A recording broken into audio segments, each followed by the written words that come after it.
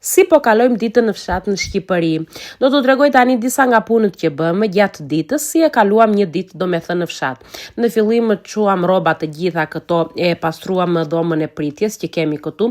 Zakonisht çdo njeri ka dhomën e vet, por neve në darkë me që rrim aty, shikojmë pak televizor, edhe kuptohet që do bëhet rëmujë. Pastaj Eva lau disa pjata që ishin për të larë.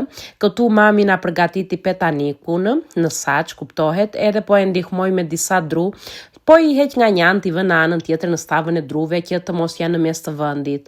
Këtu e mora edhe unë saçin se mami po bënte punë tjetër atë moment, edhe vendosa mbi petanik, është shumë i rëndua të them, njerëz nuk e di si bënin këto nëna tona, edhe gjyshet tona që gatuanin gjithmonë vetëm në saç, shumë jetë e vështirë.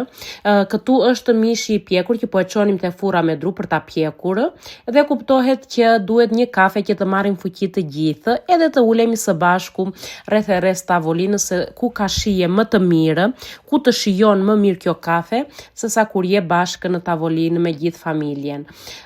Pjeni në restorantet më të shtrenjta në botë, shijen që ka kur ulesh në shtëpinë që je rritur me familjen, është ka shije tjetër, ka kënaqësi tjetër. Mu derdh edhe pak këtu, nuk ka problem fare. Disa e duam kafe teket, disa e duam doppio, të madhe nuk ka problem fare, rëndësi ka që të pim kafe të gjithë së bashku. Pasi pim edhe kafen, po shtrojmë tavolinën aty, ulëm jashtë në avlli me që kemi kohë të mirë, ditë të mira, edhe ku ka më mirë të shijojmë ushqimin bio, se çdo gjë është bio, janë këtu nga fshati, nga kopshi edhe nga baktit aty. Dhe çdo gjë është perfekte, njerëz, në darkë mblodhëm rreth xhakut. Ciao.